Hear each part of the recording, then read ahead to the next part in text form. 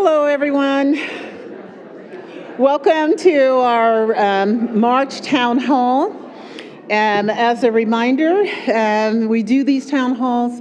Every other month is a campus update. So last month was the update, and then the alternate with drilling down into a substantive issue. And so this month is drilling down into a substantive issue. Let's see here. So I'll start with our land acknowledge. We recognize that all of us at UW-Tacoma learn, live, and work on or near the ancestral homeland of the Coast Salish people. In particular, we are situated on the traditional territory of the Puyallup tribe.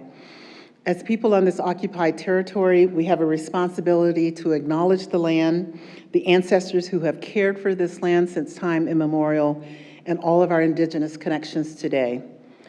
We also have the responsibility to acknowledge the history of dispossession and forced removal that have allowed for the growth and survival of this university.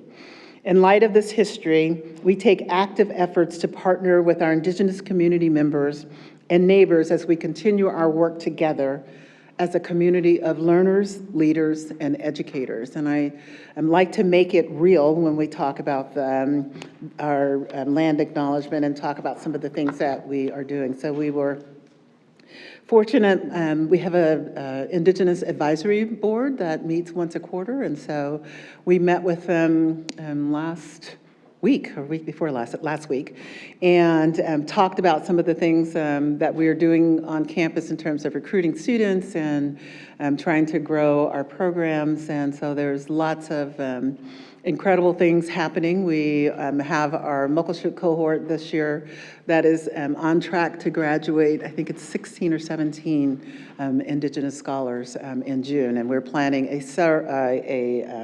ceremony for that at the first week in June. So lots of exciting work going on. I always thank Leander and Devin from the Office of Indigenous Engagement, and then Danica Miller, Stuart Miller, and Ken, okay, what's Ken's last name?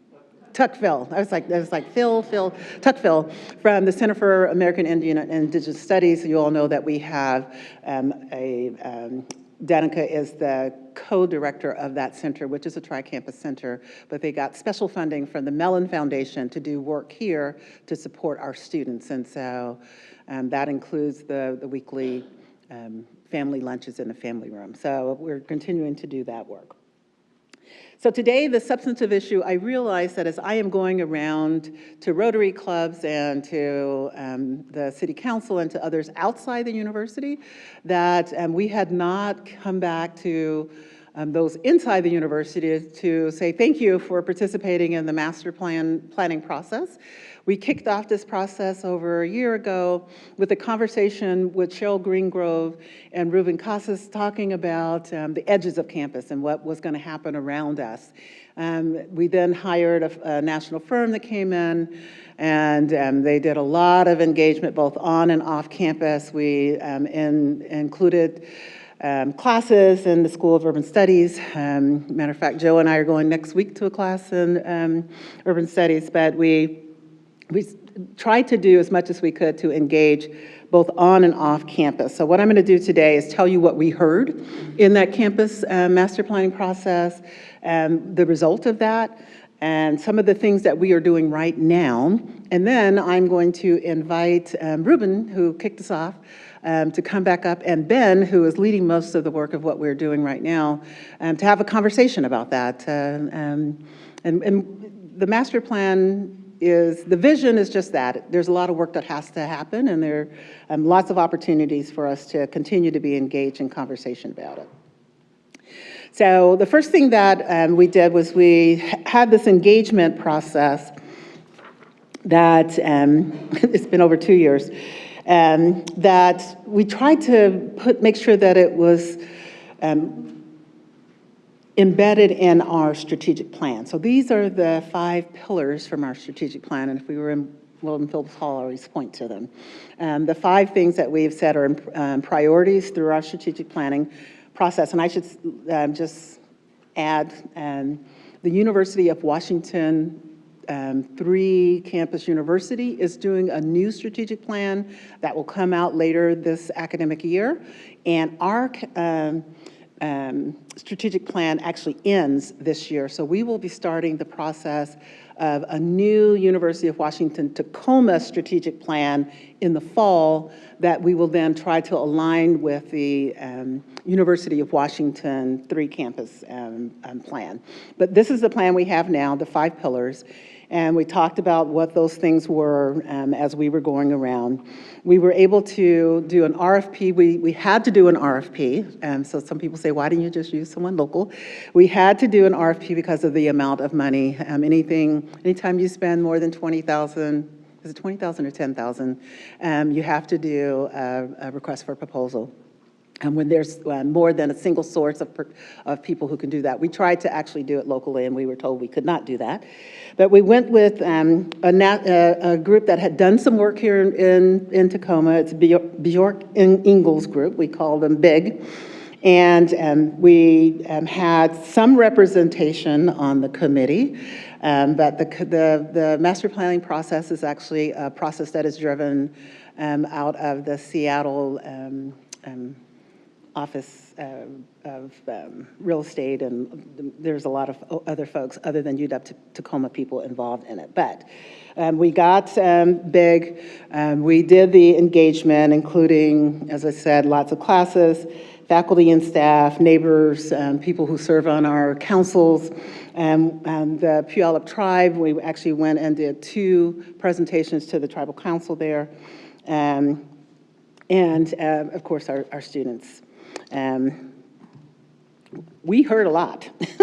We heard that people had a lot of aspirations for the campus of things that they really felt that we should do. And in academic, there were some building aspirations, like an arts building, renovation of Tioga and Swiss, incubators, more faculty and staff offices. In terms of campus life, we had been hearing for a while dining and a dining hall, but also we heard some things around food and childcare, more gathering spaces, indigenous spaces. In residence halls, people wanted us to have more traditional dorms. We have our Court 17, which houses 300 students, but we heard that people wanted more traditional dorms. Of course, more parking, which is always for, you all should know that whenever I talk to any other campus president, parking is like the bane of our existence because we never have enough, and that's the one thing that you get consistent complaints about from both people on and off campus, both the availability and the cost, but people want more parking, but also more pedestrian routes and making it safer on campus. We heard that folks wanted more open space, including sports courts, indigenous landscaping, and more green spaces and plazas, and an amphitheater. So lots of things. Some of these things will happen, and I'm going to drill down into some of them that are happening right now. But some of these things probably won't ever happen, like an amphitheater. I don't know that I'll see that, but maybe after I'm gone.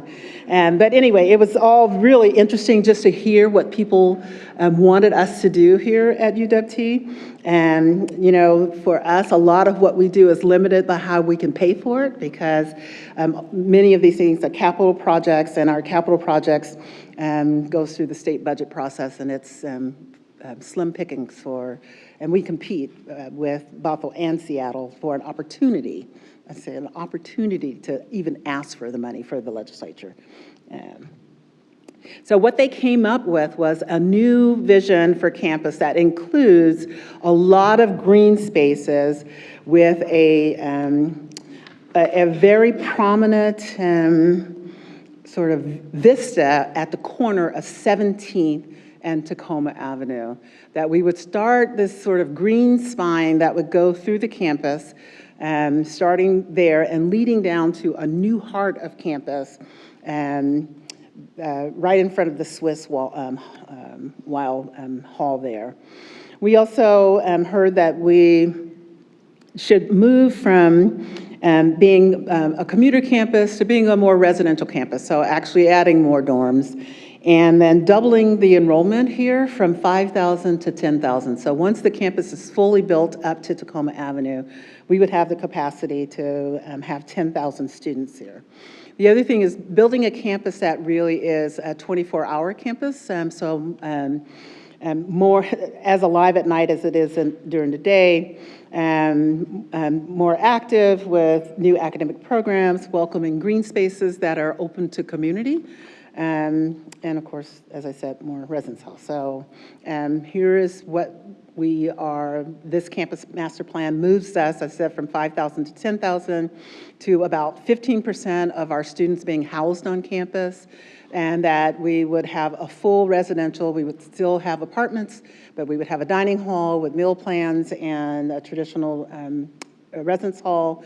And that student services, we would move student services to the core of campus. You know, we have the mattress factory over here where a lot of our student services are.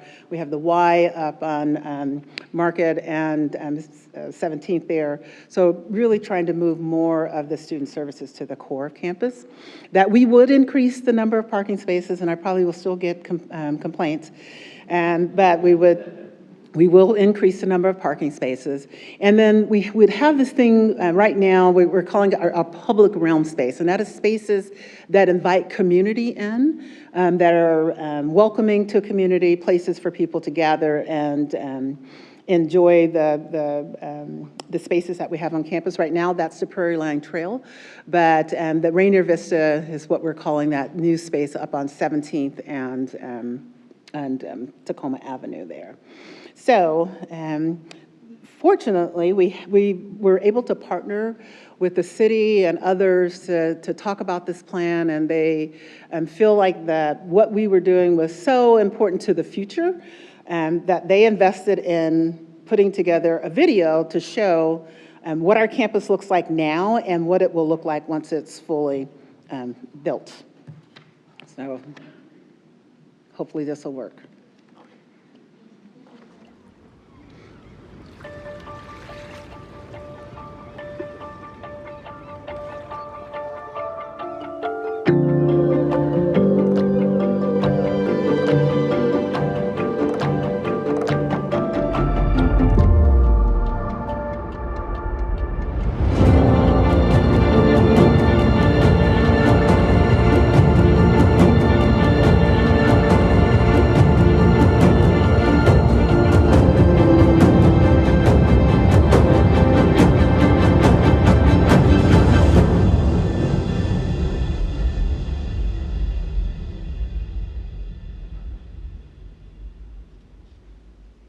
Right, and as I said, the city of Tacoma, the port, and others paid for us to do this video.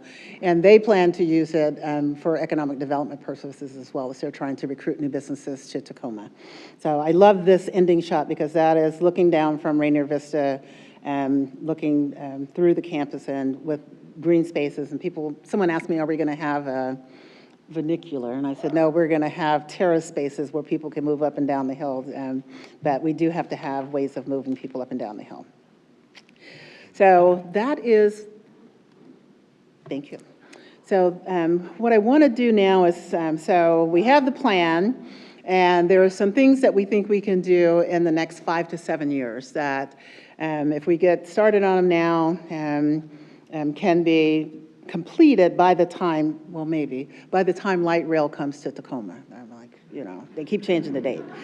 But we think that these are things that we can get done by the time light rail is scheduled to come to Tacoma. I think it's 2032, 2034. But some of these things we can actually get done in the next 5 to 7 years. So the first is a revitalized campus core. And so the plan calls for us to move things to the center of campus, to have this area around Jefferson and the Swiss be the new heart of campus. And we think we can do that with our housing and dining project, with renovation of Swiss, Wild, and Tioga, and developing this commons, this green space that ties it all together. So I'm going to walk through, I thought I was going to walk through those. Maybe not.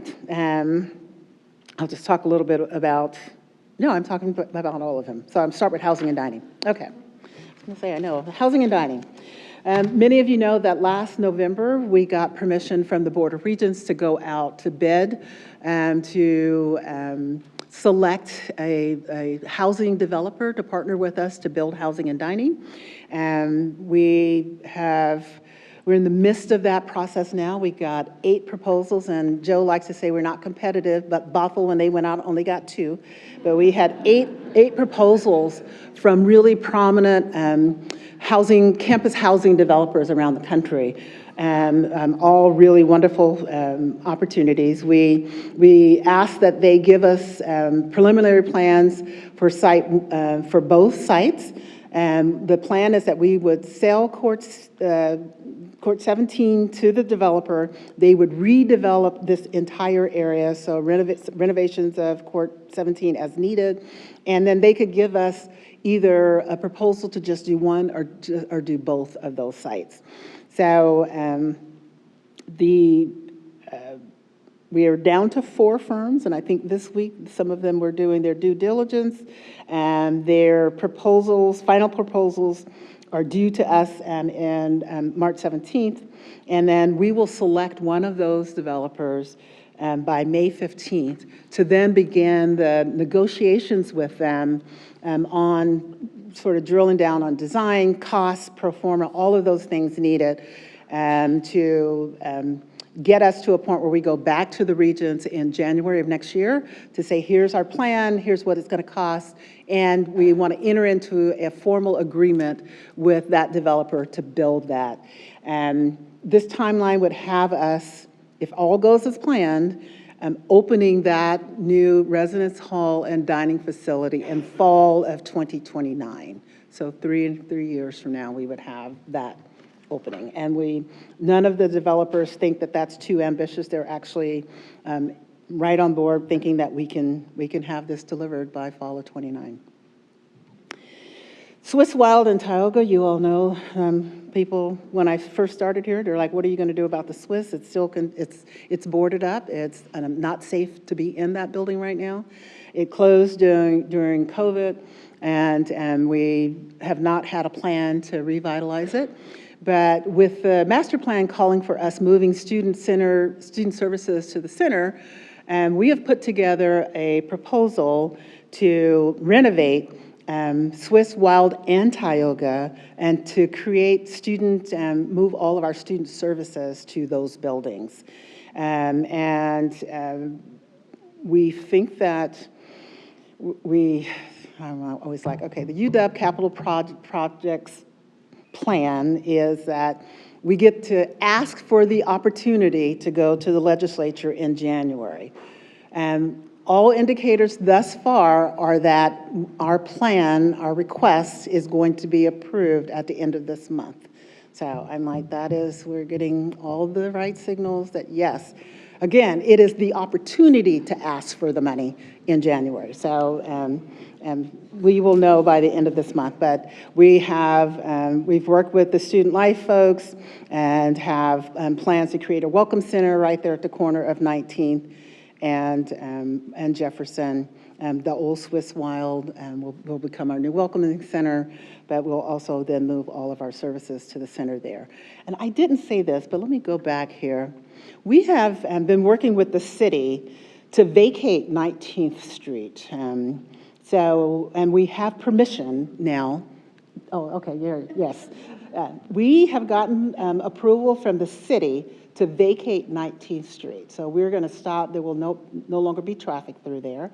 And this area between Site 1 and Site 2, that alleyway, it's like a red cobblestone alleyway, we also have permission from the city to vacate that. So we will be able to use that to expand green space and building space and all of that. So 19th and Market here is going to be the new center of campus with all of that, green space going up that hill towards 17 from there. So as we think about Swiss Wild and Tioga, this space right in front of the Swiss Wild will be vacated. And you all know that is the area where we've had multiple accidents with people coming down 19th and coming into campus there. If we are successful in getting the opportunity and then the funding from the legislature, And these would be the last of our historic buildings on campus that have not been renovated. So we're very excited about that. Gateways and campus edges, which is actually the conversation that we had with Ruben and Cheryl quite a while ago when we kicked this off. What we heard was we really need to do more to create, a lot of people don't know where our campus begins and ends. And so we need to create sort of markers and gateways to welcome people to the campus off of 21st, 17th, and off of Tacoma Avenue. Most people don't realize when they're driving past that they are sort of driving through campus. As we're doing this, though, we want to make sure that while we are delineating where the campus begins and ends, that we are also welcoming in the community, that we're not creating barriers by doing that. So we want to make sure that we're always creating a welcoming campus footprint. So as we think about the gateways, one of the primary things is to create a new entrance to campus off of Tacoma Avenue. Right now, if you drive past Tacoma Avenue up there, it really looks bad as you look down on the campus. So to create some new gateway on Tacoma Avenue, in addition to Rainier Vista, which is the purple up in the corner. But also right there at Market Street to create some kind of entryway to add more to the Pacific Gateway. Right down there is a Welcome to UW Tacoma sign at the bottom of the stairwell, but it's very small. And then to do something at the Prairie Line Trail so that as people are coming into the campus from the convention center, they know they're entering a campus, because a lot of people, if they're walking through from the convention center, have no idea where they are, that they're on a college campus. So we think that those things are going to be important. The Tacoma Avenue change will really help us create a more welcoming entrance and connection to the hilltop, because right now, if you look at it, it looks like the campus has actually turned its back on the hilltop. It's just not a very good look. So creating a new space up there, I think, will allow us to do something particularly beautiful. This is one of the drawings that they gave us of what it might look like there at Rainier Vista, but also just thinking about, as we build buildings on these building sites, that we are thinking about how they open up to Tacoma Avenue, but they're terraced, they're most likely going to have parking on the bottom, but trying to create more green space and welcoming spaces, especially around the edges as we put buildings on those campuses. On buildings on these building sites. Creating more green space and more parking and art. This is sort of the public realm piece of it. And we've just hired a firm to help us with this public realm to do a feasibility study of what it might cost to do some of these things and how best to do that. So that project is just kicking off right now. And so we're pretty excited about that, but it will give us more information on where we might put parking, what that might look like, where the ideal spaces for green space, for art, as we build up the campus as well. And the idea from the campus master plan is if we have all of this green space through campus, and we would add over 300 new trees to the campus. I don't know, I didn't know this until we started this process, but Tacoma has the lowest tree canopy in the state of Washington. So if we add 300 trees and build this green space through here, we would become downtown Tacoma's largest park. And so we are actually in conversation with the city and Parks Tacoma about this vision and how they might partner with us to do some of this work. And we've already started it thanks to the sustainability work and a student class. I think this idea came out of a class to do a microforest. And so I know that there are many faculty members here who have been involved, but also our students. And so we are already starting right there at the corner of 17th and is that Broadway? Yes, to do this microforest planting. We partnered with the tribes as well because we wanted to make sure we had, we wanted indigenous planting. So, and we're still continuing to get support from the tribe for this microforest. And it grows faster and more intense, and so we're watching as that grows. So thank you to all of the classes, and I think I see Mark and Ruben in there with shovels, so and others. But thank you to everyone who has already started that process, and that's in the plan. The other thing is we want to continue to do more public art. So thinking about spaces, as we build these green spaces, can we put art in them as we go up the hill as well? And the tribe wants to continue to partner with us on maybe having some indigenous art as we go up the hill, recognizing that all of this was Puyallup tribal land. And we've committed to them that as we do this planning, we will be in partnership with them because there may be remains, there may be other things that we need to be sensitive to as we go up the hill. But they are excited to partner with us on the public art. So that is, maybe I'll go back and say, questions are, there it is. Questions on where we're going, and then I'll have Ruben and Ben come and join me, and we can try and, I'm going to ask Ruben because he kicked us off talking about the edges of campus, and then Ben, and we're going to move over here.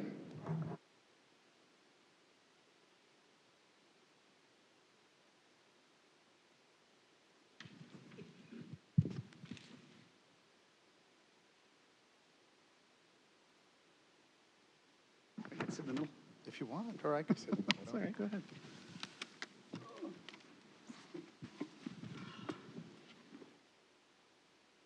Okay, so what do you think?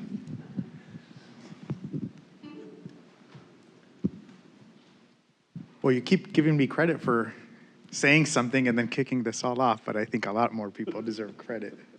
But I do think that there is a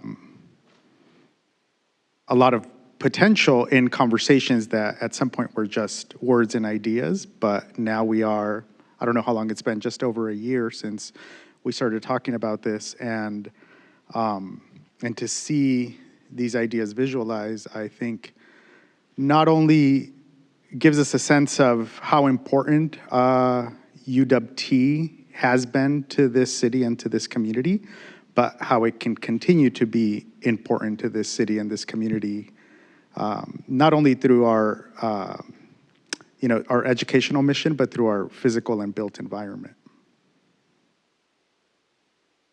I will say that when we went to the city we did a presentation on the master plan, and then we had to go back and, can't remember which came first, but we had to do a presentation on the street vacation.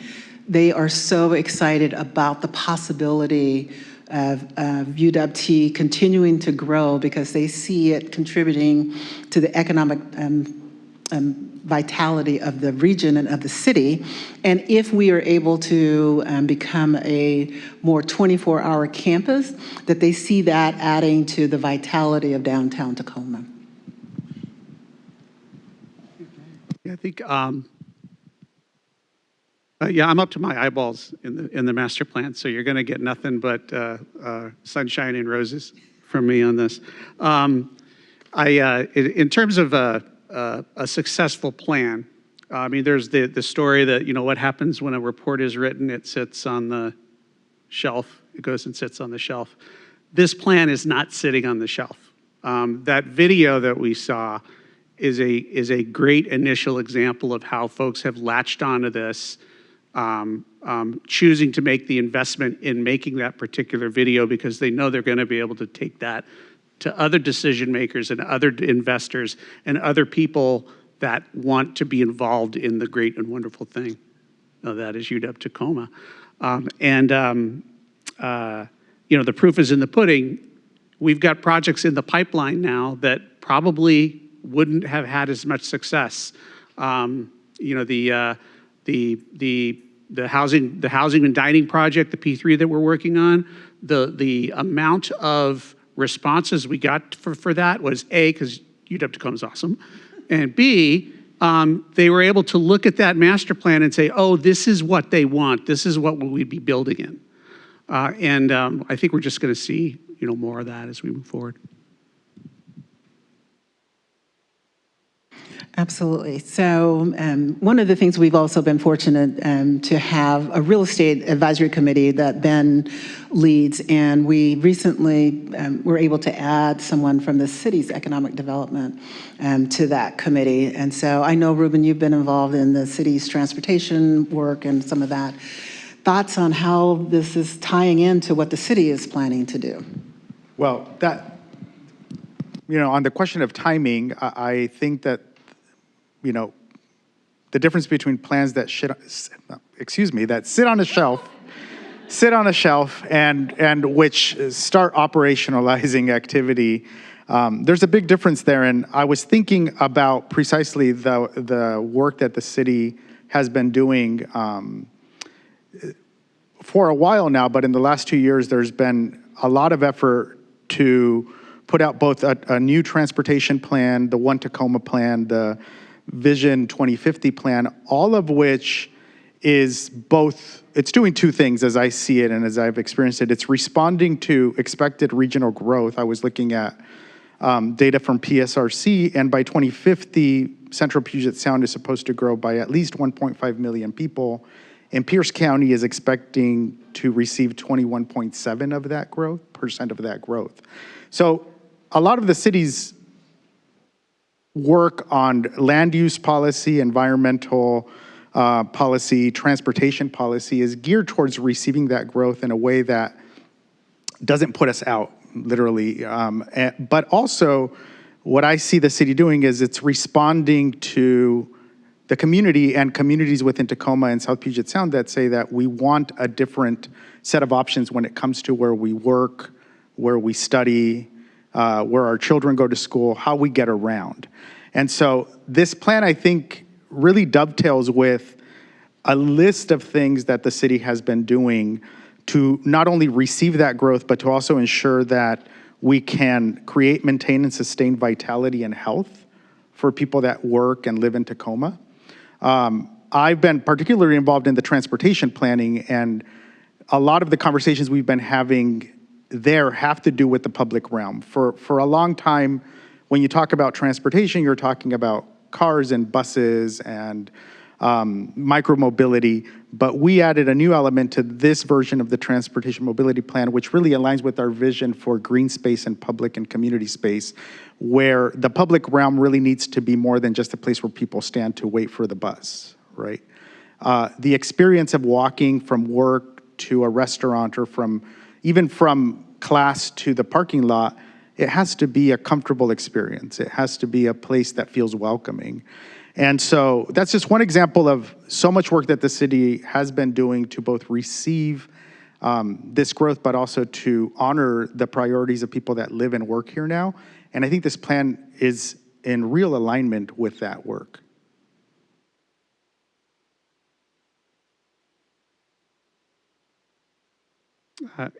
Yeah, I think, sort of tying on to what I was saying before, the city kind of really views the master plan as an opportunity to present UW-Tacoma as a local and a regional asset that are going to drive success, drive economic development, drive the success of all of those people that are going to be moving to the South Sound. I think you'd mentioned Tanya earlier, who joined the Real Estate Advisory Committee meeting. This is a great example of that. Tanya's and I'm forgetting Tanya's last name. Thank you. Is the Director of Economic Development Community Economic Development for the City of Tacoma. She has latched onto this plan as this is a tool that I can use to influence decisions about investment, influence decisions about location, and to get people to come to Tacoma. It's also a tool that she can use to show, all of our neighbors, say, in and around downtown Tacoma, what can create or articulate or refine that will actually sort of bolt onto this vision, so we can present this as a singular place of opportunity. You know, I talk about singular places of opportunity in terms of economic development, but it's also a singular place of opportunity specifically in terms of our students and our student success and the campus experience that we can offer here. Do you see that? One of the things that an example of that is she is working now with Sound Transit on their plans to bring light rail to Tacoma. And then what is the corridor from the Tacoma Dome down Pacific Avenue to UW-T? What is that going to look like? What's the city, you know, as they're doing transit-oriented development and encouraging that along that route? How does it connect then with our plan? The other one is the Prairie Line Trail here. So the extension, the city has already invested in continuing the Prairie Line Trail, but then how does that then connect, the rest of that extension connect to and engage with UW-Tacoma in ways that matter? And so I told Joe I left my questions on the table. Oh, there we go.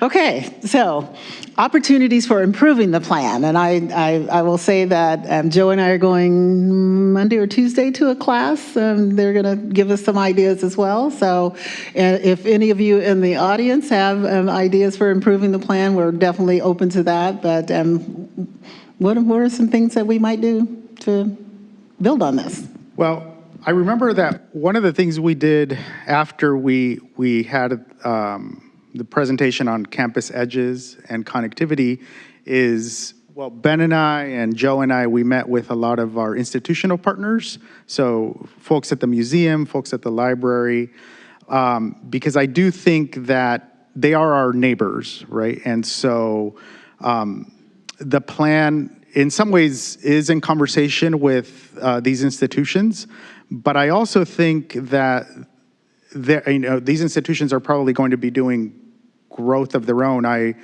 just had a conversation a couple weeks ago because I'm working with the Museum of Glass on a class, and they told me that they're revitalizing their exhibition spaces, they're redesigning their lobby and entrances, and they're creating an education wing, and it seems like there might be opportunity there, right? And so we're very good at leveraging partnerships, and I think that if we lean further into that, then we have a real opportunity. Ben has talked about how the university, through this plan, can meet and perhaps also grow economic opportunity for students. But I also think that along with that, we have an opportunity to become more of an anchor in the cultural and civic activity of downtown Tacoma and Tacoma in general. And we are not doing that by supplanting our partners at the library, at the museums, but by partnering with them and offering our strengths in collaboration with their strengths. And then that is a way I think that we can increase the benefit of this plan. I will say a follow-up to you all going and meeting with those institutions is that the director of the Museum of Glass reached out to me, and we had a conversation. We brought in Natalie Eschenbaum from Interdisciplinary Arts and Sciences, because we know that that school is working on a new art degree, and said, are there opportunities as we are building and planning for this new art degree for there to be some partnership or connection with the Museum of Glass? And I think that they continue to be in collaboration as the museum is planning this expansion. So it's pretty exciting. Yeah, so opportunities to improve the master plan, keep the master plan relevant to the work that we do as we move forward. The first thing I would say is that the plan, it's a framework. It needs to be flexible. So the last master plan we did was in 2008, and then 2009 happened, and then COVID happened. By the time we got to the point of doing this, we're like, what campus is and what students expect and what students need are very, very, very different. So we need to make sure we have opportunities to kind of go back to the plan and ask ourselves, is this still working? I think it would actually be a really great idea if we could tie that to the strategic plan update So we do that, and then every year after that, you just kind of do a little addendum. The other ways that you could keep a conversation going with the master plan is actually that class that I think you guys are going to tomorrow night, which is a capstone course that's provided to urban studies and SET students, where they examine the master plan or an aspect of the master plan and respond to it. And I think that is a great opportunity to continue the conversation going, and it also keeps us grounded in the decisions. Again, this is about campus experience, this is about student success. And I think those two things would be a great way to kind of just incrementally change it and incrementally improve it as we move along. Great. Okay. Those are the questions that I had that I didn't have. So we're going to open to the audience if there are other folks who have questions in the audience about. So now it's about your any of this. turn. It's your turn. Raise your hand if you have a question or a comment or a thought. Hi, my name is Savannah. I'm pursuing community planning in the Urban Studies Department. I went through the master plan last night, and I walked in just in time to miss the whole residential part of this. But I do know that that was one thing that was highly recommended by the active students during the whole proposal and the whole thing. And I loved that part of the 5 pillars was opening doors to immigrants and, just a diverse community, which I feel like I'm a part of. And so I feel like I'd love to hear that more elaborate. Yeah. Elaborate. Yeah. Yeah, I'd love to hear that more, because I feel like it also comes with an element of safety. It would be nice, even for in this day and age, people are studying hybrid, sometimes online, but that doesn't distract them from wanting to maybe live on campus and just, stay in their own dorms. So, yeah. I think, this is a great example of why we need to be flexible. Things are going to change as we move along.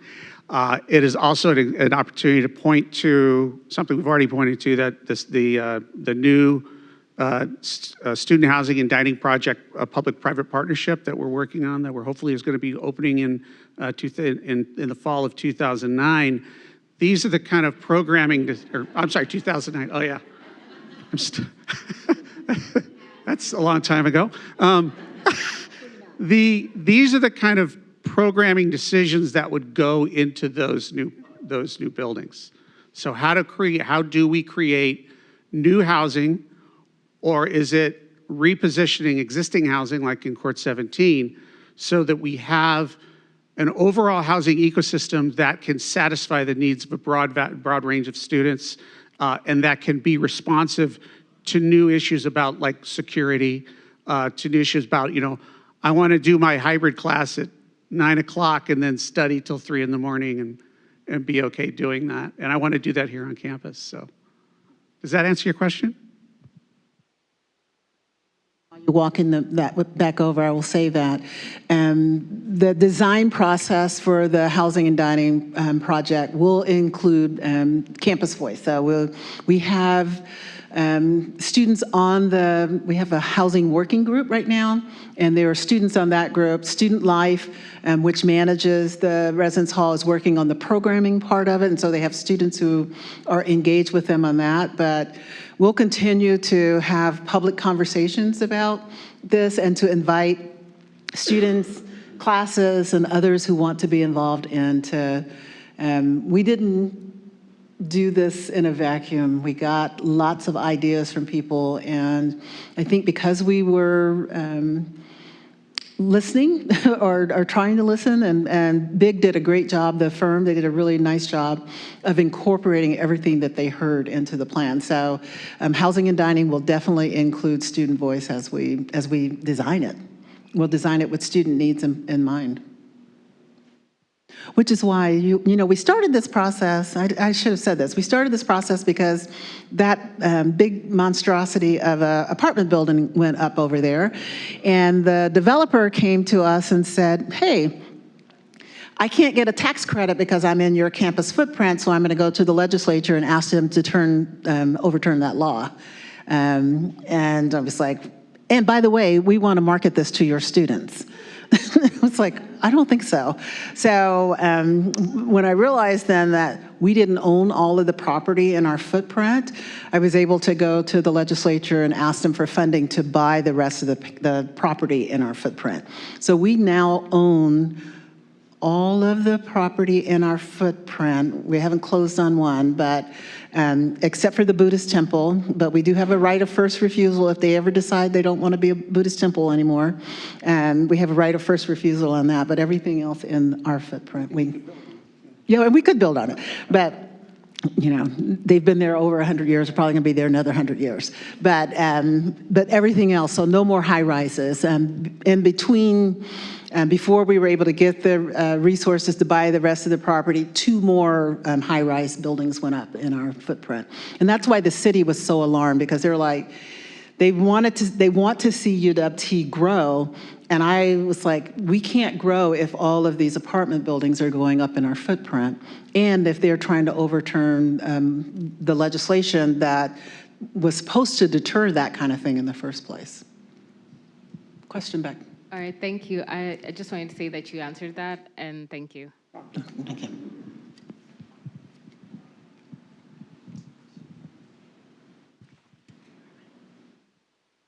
I'm not sure if you can speak to this yet, but something that is unique about our dorming experience here is that Court 17 provides like an apartment style experience for students with like washer and dryer and unit. It's furnished. Are those the same plans for the rest of the housing development? So we haven't we haven't even started the design for the dorm, but traditional dorms don't have washer and dryers in them. You have communal washer and dryer spaces, but I was an RA 100 years ago, and student needs and the way they build residence halls now has changed. And so the beauty of getting these national developers who are building houses, this is all they do is campus housing. So they know, maybe you don't have a big laundry room. Maybe you have communal laundry spaces in the same way that you have communal kitchens in residence halls. But once we get into the design process, we'll get more information on what that would look like.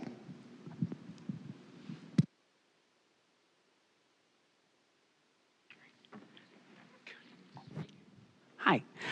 So I love hearing about the green space, and because for programming, that's great for outdoor times. But we do live in the Pacific Northwest, and it's still rainy most seasons, although this winter not so bad. Have the plans for green spaces to include any overhead outdoor like roofing or terraces off of the buildings to allow for more programs to happen during those rainier times, but maybe on bigger spaces that could include more student engagement? So there's not that specific detail yet. There is call for sport courts, is that what they're called? Sport courts. Where those would be and what those would look like would depend on when we get funding for them. I will say that we have met with Parks Tacoma and the city folks, and they are very interested in what we might start like in the next year. So I said probably the greatest opportunity is for us to start Rainier Vista in partnership with them. We have a model that the Arboretum has used to do sort of an interagency agreement on building and maintaining green spaces on the Seattle campus that we've shared with them that if we were to do something in partnership with them, we would have to have that kind of interagency agreement. But we haven't gotten to the level of detail of design yet, but it does make sense that if we're gonna have a sport court that'd be covered.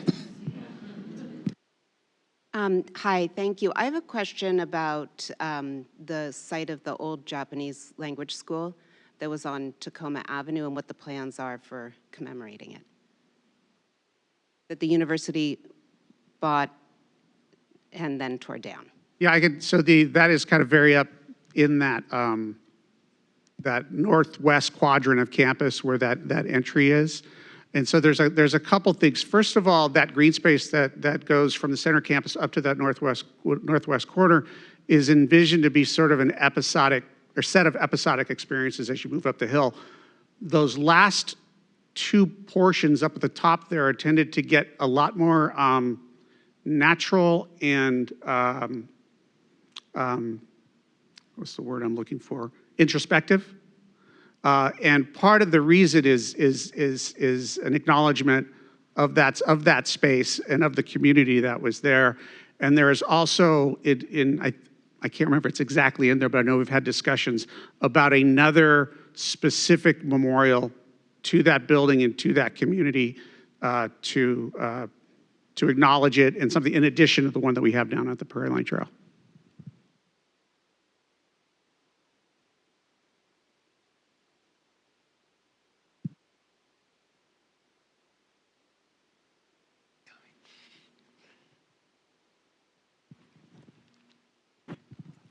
Okay, well, I just had a quick question about, like, when it comes to the landscaping of this place. For me, I always found the UW Seattle campus to be especially interesting because of it's like the campus itself is an arboretum. You find a bunch of exotic trees there that the only ones of their kind would be on that campus. So is there any plan to make UWT like that, or is it just like a pre-approved tree list? Because that's pretty boring.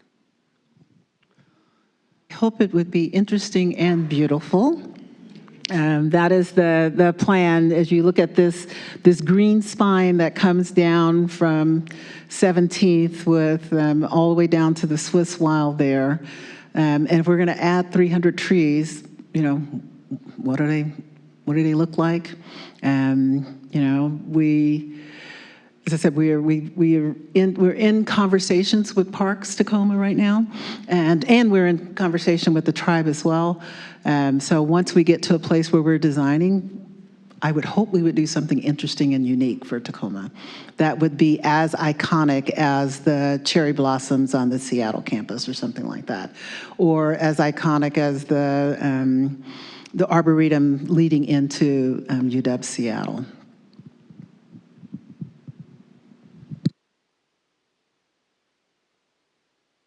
So I'll say this is the work of the next 5 to 7 years.